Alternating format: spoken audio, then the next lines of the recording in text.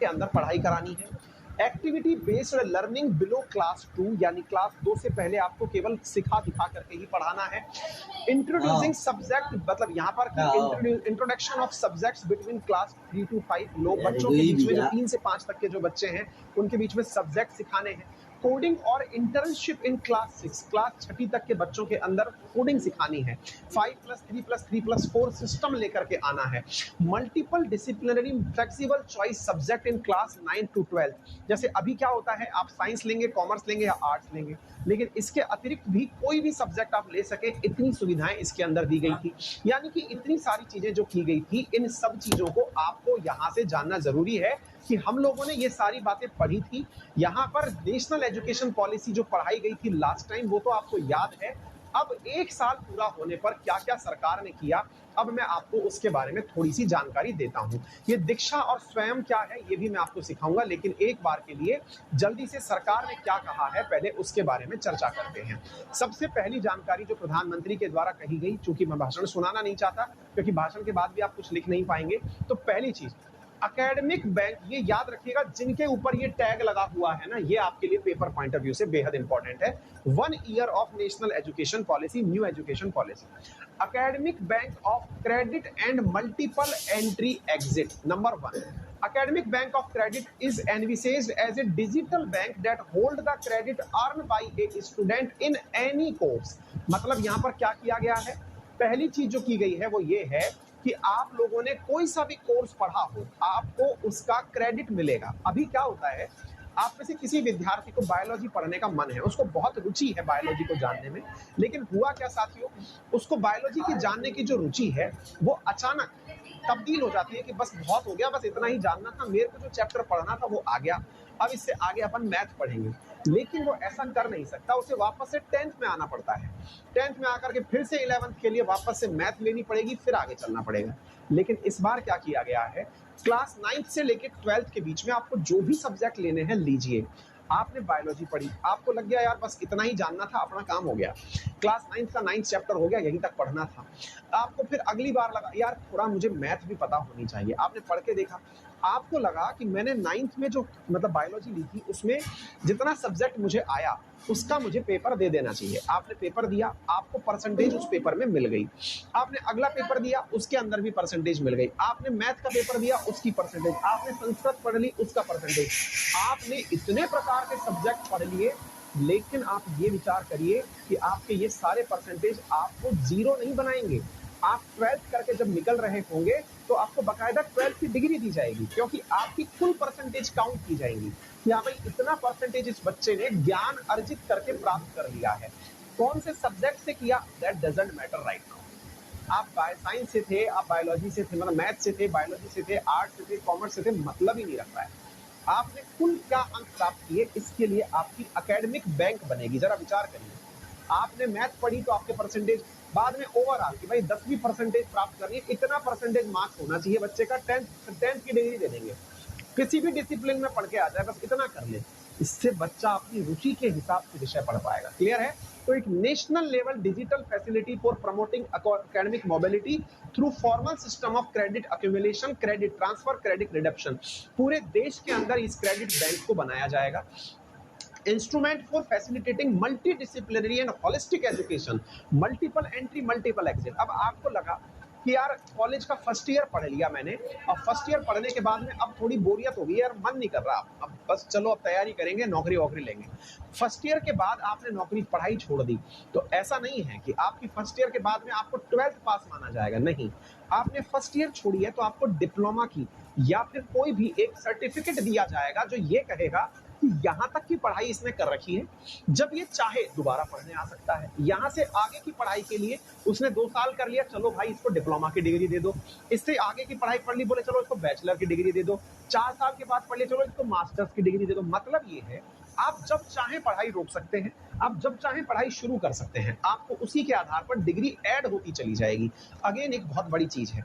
तो ये सारा काम किया गया। इसके बाद में दूसरा क्या किया गया है, फर्स्ट ईयर इंजीनियरिंग प्रोग्राम इन रीजनल लैंग्वेजेस। ये एक काम किया गया है इसमें कि जो बच्चों के पहला ईयर होगा ना इंजीनियरिंग का, वो इंजीनियरिंग का फर्स्ट ईयर भी जो है वो रीजनल लैंग्वेज में पढ़ाया जाए। जैसे आज आप क्या पढ़ रहे हैं कि क्लास 5 तक बच्चों को मदर टंग में, वो राजस्थानी है, उड़िया है, तमिल है, हरियाणवी जो भी है, वो अपनी मदर टंग में भाषा पढ़ रहा है क्लास 5 तक। यहाँ इंजीनियरिंग में भी कहा गया है। अब इसका क्या है, बहुत सारी जगह पर अलग अलग प्रकार से क्रिटिसिज्म होता है। क्रिटिसिज्म कैसे होता है, लोग कहते हैं कि इंजीनियरिंग को अगर देसी भाषा में पढ़ा दिया फिर तो हो लिया पंटा ढाक, है ना, इंजीनियरिंग तो अंग्रेजी में ही होती है। ये आपकी सोच है। आपको जान के आश्चर्य करना चाहिए साथियों, जिस चाइना को या जिस जापान को जाकर के आप ये सोचते हैं कि यार ये टेक्नोलॉजी कितने बड़े हैं, आपको जान के आश्चर्य होगा कि चाइना में पूरा एजुकेशन वहां की लोकल रीजनल लैंग्वेज में होता है। जापान में इंग्लिश में साइन बोर्ड तक दिखाई नहीं देते, जापानी भाषा में ही वहां पर रिसर्च पेपर प्रकाशित करने अनिवार्य। सोचिए, जापान के वैज्ञानिक जब अपना रिसर्च पेपर भेजते हैं नोबेल के लिए, उस समय भी उनको अपनी भाषा जापान में ही लिखकर भेजनी होती है। भले ही सामने वाला ट्रांसलेट करवा ले, हम तो जापानी में ही लिखेंगे। अपनी भाषा पर प्राउड करिए, अंग्रेजी की दास्तां त्यागिए। ये विचार है, अगर आपके मन में भी ये विचार होगा तो जरूर आप ऊंचाइयों तक पहुंचेंगे। सेम यही हाल फ्रांस का है। अगर आप फ्रांस के किसी भी वर्ल्ड रिनाउंड यूनिवर्सिटी में पढ़ने जाते हैं तो आपको वहां पर फ्रेंच भाषा का जानना जरूरी है। सेम यही अगर आप जर्मनी में जाते हैं तो आपको जर्मन लैंग्वेज का आना जरूरी है। ऐसे नहीं कि आप किसी भी भाषा में वहां पढ़ाई कर लेंगे। तो फिर क्यों हम अपनी रीजनल लैंग्वेज से डरते हैं? हमारे पास में दुनिया के ऐसे ऐसे उदाहरण हैं जिनके पास कुल आबादी 1 करोड़ 2 करोड़ है और वो दुनिया पर राज कर रहे हैं। हम 135 करोड़ लोग होकर के हम अपनी भाषा के ऊपर शर्म करते हैं। ये बात आपको विचार करनी ही है कि भाषा आपके ऊपर व्यवधान नहीं हो सकता, ज्ञान आपको लेना है। और उस ज्ञान के लिए यहाँ पर क्या किया गया है कि एटलीस्ट फर्स्ट ईयर तो कॉलेजेस का किस में होना चाहिए, रीजनल लैंग्वेज में होना चाहिए।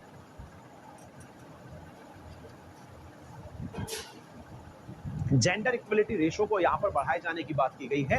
एआईसीटी को कहा गया है कि ऐसा कार्यक्रम डेवलप करे जिसमें कि कॉलेजेस को रिकॉग्नाइज किया जाए। तो अब आप देख सकते हैं कि इंजीनियरिंग कॉलेजेस के अंदर अगर बात किया जाए तो 14 इंजीनियरिंग कॉलेज 8 राज्यों के अंदर स्टार्ट करने के लिए भी तैयार हो गए हैं। 5 इंडियन भाषाओं के अंदर अपने कोर्सेज। देखिए, ये अपने आप में एक बहुत बढ़िया इनिशिएटिव है। एजुकेशन में आप इसे देख सकते हैं, क्या लिखा हुआ है, हिंदी, तमिल, तेलुगु, मराठी और बांग्ला, इन भाषाओं के अंदर 14 इंजीनियरिंग कॉलेज 5 राज्यों के अंदर 8 राज्यों में तैयार हो गए हैं कि हम अपनी भाषा में बच्चों को एजुकेशन देने के लिए तैयार हैं। इसके साथ साथ this emphasizes on mother tongue as a medium of instruction will insist confidence in the student from poor rural and tribal background. आज आप में से कई लोग इस लाइन को देखकर कह रहे होंगे, आप तो अंग्रेजी में बाँच रहे हैं। बेटा, अंग्रेजी में बाँच करके भी अगर हम हिंदी में आपको समझा दे रहे हैं, ये ज्यादा अच्छा है, क्योंकि मैं आपके लिए वही उसी प्रकार से काम का हूं कि आप अपनी भाषा को प्रधानता दें। तो मैं वही तो काम कर रहा हूं। मैं आपको अंग्रेजी को अंग्रेजी में नहीं समझा रहा हूं, अंग्रेजी को हिंदी में समझा रहा हूं, हिंदी की सुप्रीमेसी सिद्ध कर रहा हूं। समझ रहे हैं आप?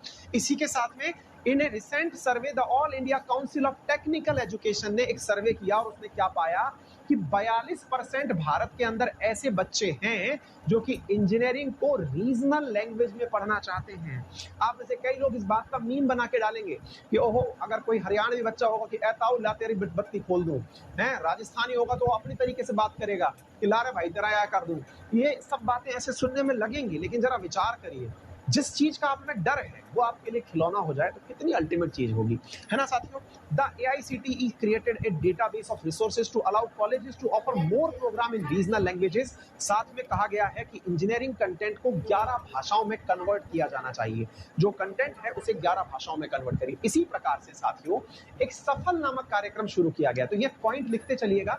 पॉइंट है साथियों सफल नामक कार्यक्रम। इसमें क्या किया जा रहा है, कॉम्पिटेंसी बेस्ड असेसमेंट फ्रेमवर्क, यानी कि आप उस चीज के लिए कॉम्पिटेंट हैं या नहीं, इसको यानी structured assessment for analysing learning level, यानी कि आपको क्लास 3, 5 और 8 में इस तरह से नहीं कि आपको कितना नॉलेज है इस आधार पर नहीं, अपितु इस आधार पर कि आप कॉम्पिटेंट हैं या नहीं, योग्यता है कि नहीं आप में। आप तो अच्छा एक बात देखिए, बहुत बार बहुत सारे विद्यार्थी या फिर बहुत आप जब नौकरी के लिए अप्लाई करेंगे तो आपसे कहा जाता है कि यार आपको ये चीज याद है। अब जैसे मैं इंटरव्यू देने गया इंटरव्यू के दौरान जो चीजें पूछी गई वो कई बार ऐसी होती है कि जो फैक्चुअल डेटाबेस होती हैं, बताओ इस नदी की लंबाई कितनी है, बताओ इसकी गहराई कितनी है। मैं कई बार आपसे कहता हूँ नदियों की लंबाई और गहराई महत्वपूर्ण नहीं रह जाती यदि आपको समझ है कि नदियां कहाँ से जा रही हैं, कहाँ आ रही हैं, क्या फायदे हैं, क्या नुकसान है, जनता पर क्या प्रभाव पड़ रहा है। ये जो चीज है ना, ये दैट इज कॉम्पिटेंसी, ये आप उसके लिए कॉम्पिटेंट हैं या नहीं, इस तरह का विकास कार्य किया जा रहा है 3, 5 और 8 के अंदर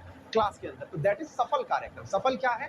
structure assessment for analysing learning level, 1 साल पूरा होने के उपलक्ष्य में। इसी प्रकार से online course material in India sign languages बहुत इंपॉर्टेंट है, याद कर लेना। पहले साल पूरा होने पर जो किया गया कार्य है वो क्या है कि साथियों यहां पर ऑनलाइन मटेरियल अब साइन लैंग्वेजेस, आपको मालूम होगा डीफ ऑफ डम और जो बच्चे होते हैं है ना, बहरे और गूंगे जो बच्चे होते हैं, उन्हें सिखाने के लिए साइन लैंग्वेज की आवश्यकता पड़ती है क्योंकि वो सुन नहीं पाते, बोल नहीं पाते। ऐसी स्थिति में ऑनलाइन एजुकेशनल मटेरियल उन बच्चों के लिए भी हो, ये अपने आप में दिखाता है कि सोशल जस्टिस किस प्रकार से लाया जा सकता है। इसी प्रकार से नेशनल डिजिटल एजुकेशनल आर्किटेक्चर, मतलब इसका नाम याद रखिएगा NDEAR, एनडीआर। इसमें क्या किया जाएगा? बजट का अनाउंसमेंट किया गया है कि learning activities, educational planning, governance और एडमिनिस्ट्रेशन को बढ़ावा देने के लिए क्या क्या किया जा सकता है। यानी कि एक प्रकार से स्टूडेंट और टीचर को किस प्रकार से एक साथ डिजिटल प्लेटफॉर्म पर लाया जा सकता है, पेरेंट्स को, टीचर्स को, इसको किस प्रकार से यहाँ पर कनेक्ट किया जा सकता है, पढ़ने के लिए किस प्रकार से कंटेंट, ई कंटेंट उपलब्ध कराया जा सकता है। जैसे हम आपको बहुत सारा कंटेंट ऑनलाइन उपलब्ध कराते हैं, ऐसा अब सरकार भी उपलब्ध कराएगी, सरकार का ऐसा कहना है। नेशनल एजुकेशनल टेक्नोलॉजी फोरम का निर्माण किया जाएगा, NETF। ये सब लिख लेना, इनको हवा में मत रखना, पेपर में आएंगे फिर उड़ जाओगे आप। मैं इसीलिए सारे पॉइंट बताता चल रहा हूँ। NETF हो गया, इसी प्रकार से NDEAR हो गया, इसी प्रकार से आपके सामने ये ऑनलाइन साइन लैंग्वेज कोर्स हो गया, सफल कार्यक्रम हो गया। ये पॉइंट बनाते हुए चलना जो होते जा रहे हैं, और ये सारी चीजें मैं आपको टेलीग्राम अंकित अवस्थी सर को